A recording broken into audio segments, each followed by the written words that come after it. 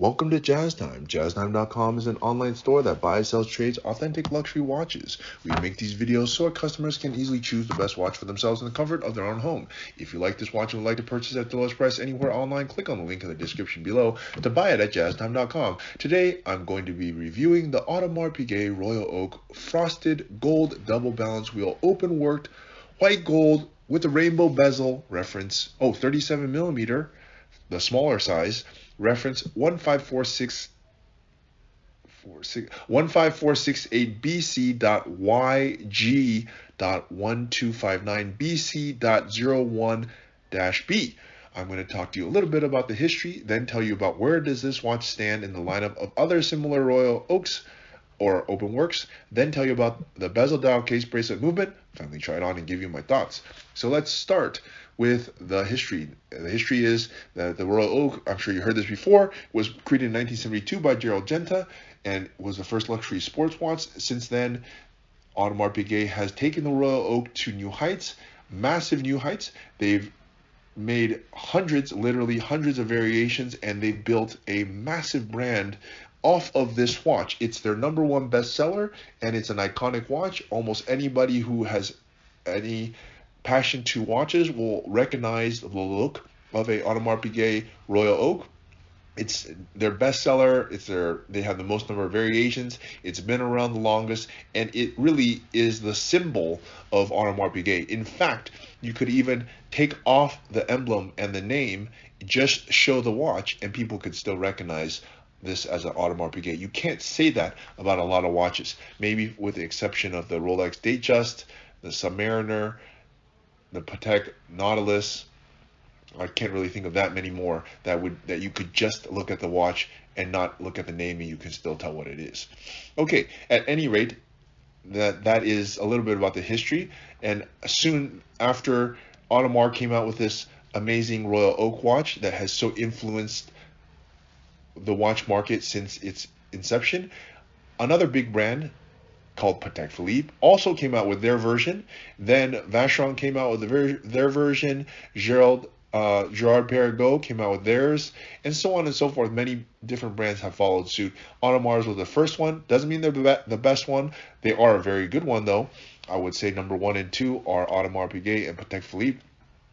But the other ones are also not bad either. Okay, at any rate, that is a little bit about the history. Let's talk about where does this watch stand in the lineup of other similar Openworks. Now, the Openwork has been going on for a very long time. In fact, they were doing Audemars, I say they as in Audemars Piguet, was doing Openworks like 100 years ago. And the point was to remove the dial, decorate the internal workings of the watch, do amazing polish, anglage, and beveled edges, and finishing all the movement so that the wearer could admire that. And they were doing that on dress watches. They as in Audemars Piguet, AP, I'll call it, started doing that on their Royal Oaks not that long ago. I want to say probably, I know they were doing it for their perpetual calendars and some old school ones. I want to say like 30 years ago or 20, 30 years ago, something like that. I don't know the exact time. But the newer, that's not that important because what we're looking at here is this watch. So when did AP come out with a double balance wheel? Now, why is it called double balance wheel, by the way? It has two balance wheels. There's one at the bottom here, and there is, I believe there's one at the top too. So they have a double balance wheel, two balance wheels. Okay, and the point is that most watches only have one balance wheel. AP is badass, so they have two balance wheels. Not so surprising, but this movement has this open work has been out for around 10 years.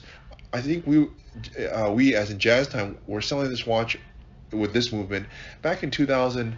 I think it's 2014, 13, 14, 15, something like that. I think 2014 was when they first came out with this double balance wheel idea, and immediately when they came out, it was already selling above list. Back then it was a lot cheaper, but it was a long time ago, and so this model has been out for quite some time. Now it's still in production. They are also making other variations of the Openwork. They're making it in 39. They're also doing it with a flying tourbillon, but this double balance wheel is still in production. It's still, and it's rightfully so, because I don't think it's going out of style anytime soon. It's an open work dial, and it's absolutely beautiful. And it was cutting edge then. It still is cutting edge now. They've made very many variations of it, but we're going to get to that in a second. Okay, so they started with a 41 millimeter. That was the first time they did it in steel, and then they did it in rose gold, and it blew up. It was like everybody wanted it. And then they decided to take that and put it in 37 millimeter. So what you're looking at right here is a 37 millimeter. Now that basically comes out to small and large. Now, if you're a man and you have a wrist size of under 7 inches, probably you should wear this 37. And if you're a woman with a wrist size of at least 36 or 6 inches, you could get away with wearing this watch. Now, it just depends on wrist size. I wouldn't call this a man or a woman's watch. I would call it a unisex watch, depending on your wrist size. It could go either way, but definitely 41 is for men. So, and then you kind of lucked out too, because the retail on this watch is somewhere in like the, I think 140, 150K range, and it's selling on the open market, which is what Jazz Time is, for less than 200,000. So it's not that much of a markup. I mean, I know it's 50,000 markup, but still, imagine what do you have to do to get this watch from your AD, get on your knees and, so take a guess. All right. So it's not that bad.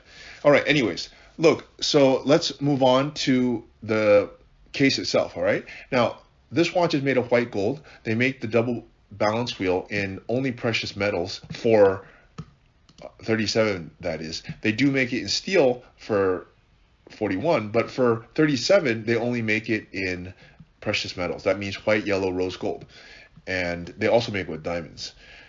Now, the case itself here is 37 millimeters. It's from my thumb to my index fingers, 8 to 2 o'clock. It's kind of hard to see the dial because there's actually no dial on here, but that's not really what you wear this watch for. You're wearing it for the beauty and amount of craftsmanship and exclusivity that this watch brings to the table, which it brings the maximum amount, if you ask me, and also the people who buy it or want it and desire it. Okay, now that is also the case, I might remind you, is that white gold, but you see that obviously you're looking at, you see it has this very important finish to it. This is what AP calls a frosted gold finish. Now, how do you achieve a frosted gold finish? You take regular gold and you literally take a small hammer and you hammer by hand, making these little divots so that it's almost like a concrete.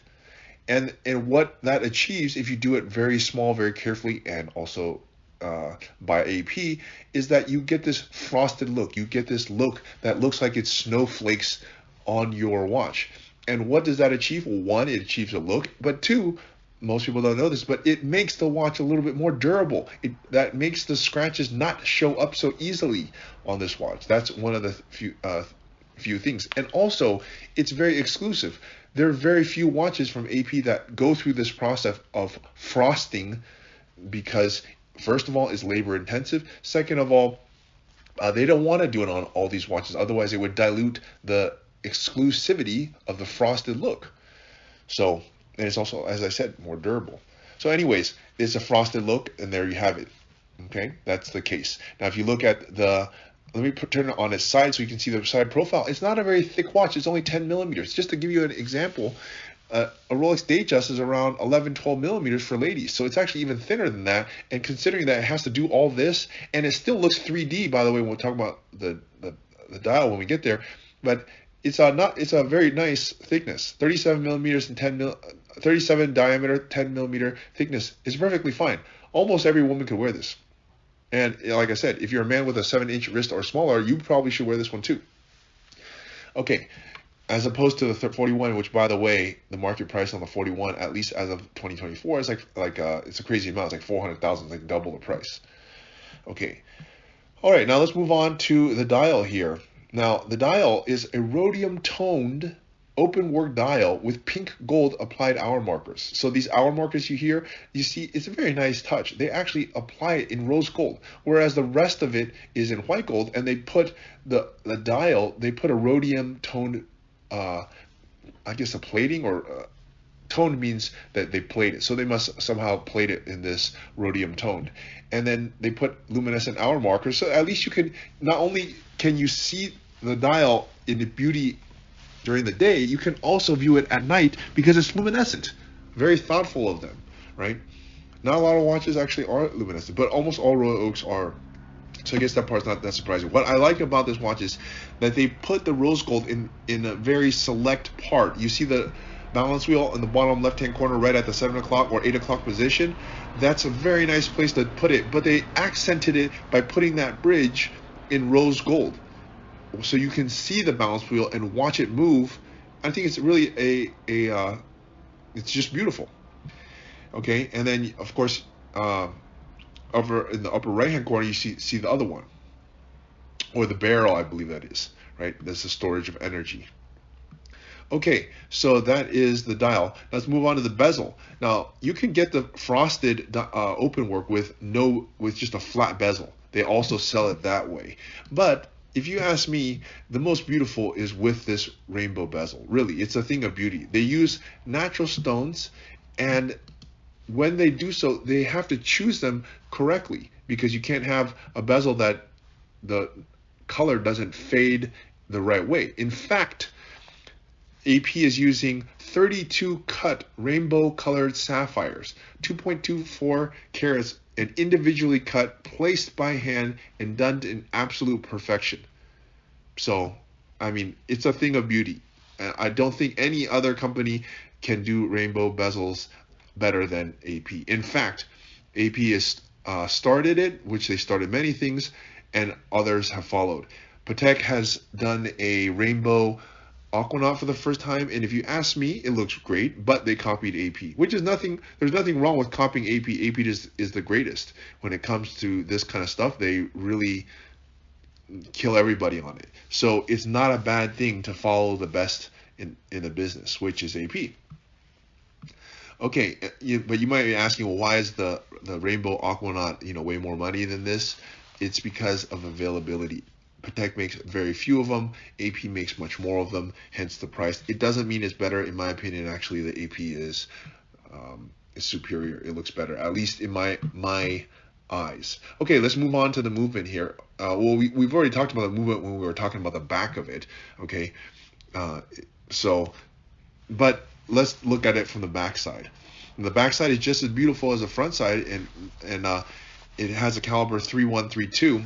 It's a highly modified movement so that the front looks very beautiful. It has 245 parts, not a huge amount of parts, but considering it just tells time and date only, it's actually kind of a lot. It doesn't, or sorry, not time and date, just time only. Literally just time only. Hour, minute, seconds, no date. There's no space for the date, and it would detract from the beauty of it. But it does have this beautiful gold rotor and a cutout rotor at that, and it actually uses the same caliber, 3132. The 41 millimeter actually uses the same caliber movement as what is in this smaller 37. And you might be wondering why. Well, they're using, how do they do that? For the 41, they actually put a spacer around the edge of the, to make it fit. Which, if you ask me, it looks a little too small on the 41. I don't really like it because the diameter of the movement is 26 millimeters. And if you don't have any reference for that, 26 millimeter inside a 41 millimeter watch doesn't look good. But 26 millimeter movement inside a 37 millimeter watch, it looks perfectly fine. In fact, it looks very good. It looks like it fits. So I believe that they might rework the movement for the Openwork at some point for 41, but I don't think they'll change it for the 37. It's just a guess of mine. But anyways, what I'm trying to tell you is the movement looks very good in terms of size for the 37. There's no need for a spacer, and that tells you that this movement fits this size watch perfectly. Okay, that's the movement. And the bracelet, let's move on. The bracelet is just a frosted white gold bracelet, and looks just like all the other bracelets, to be honest, but it's beautiful because it's frosted. Okay, time for me to try this on and give you my thoughts. Now look, I'm obviously a man. I have a big wrist, 7.5, so it's too small for me.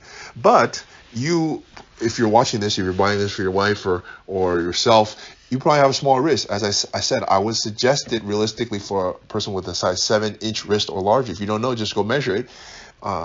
And what are my thoughts? I love this watch. I think it's one of the best ladies' watches that they make, or even men could wear this. And I really like the Openwork. I don't think any other brand does it as good. I'm sorry, but Patek's Openwork skeleton watch is just gay. It looks terrible. I mean, you know, it's retails for 100,000, and it's selling on the secondary market for like 60. And that just tells you how good it is. It sucks. It looks terrible. But the AP Openwork, amazing. This is what you see here. I love it. Love it. And a lot of people do like it. That's the reason why it's selling way above retail. And the market doesn't lie. It's not just my opinion. It is my opinion, which I have the right to, but I don't think that I don't think that any other brand can really do it as well. And the market proves that, because all these Openworks are selling way, way above retail, every single one of them. And it's a smash hit for them. And you had to buy a whole bunch of stuff before you can even be considered for this watch. Even before your name is in the hat, even if you're considered, the AP's only getting a couple, your boutique's only getting a couple a year, and they're going to the customers that have spent, you know, $1 million plus, you know. And if you're one of those, God bless you. But if you're not, you can go to jazztime.com. You can buy it right away. You don't have to sit in that line. You don't have to get on your knees and you know what. So, you know, go to jazztime.com and buy this watch for the lowest price anywhere online, even if it's only 200,000. Yeehaw. If you want to find out more about the watch you just saw in the video, you can just click below on Show More to see the full description. Then you can check the link next to Model as seen in video, click on it, and you will get to the proper page where you can see all the details. If you're watching on a mobile phone, you have to click on the arrow down on the right hand side below the video to see the full description. If you like this video, please give us a thumbs up. If you would like to share this video with your friends, you can use the share button below and share it on any platform you like. If you have questions, constructive feedback, want to tell us about some mistakes or misspeaks, just write a comment below. If you want to see more videos like this, you should subscribe to our channel and visit our channel page where you can find all the videos. And if you're interested in a specific watch brand, you can check out our playlists. If you want to check the price for a watch or want to buy one, remember at jazztime.com you always get a steep discount, so you should check the prices with us. If you want to know the price for a specific watch, just go to Google, type in JazzTime, plus the brand, model, and the details you're interested in, and Google will find the right page for you. Thank you for watching.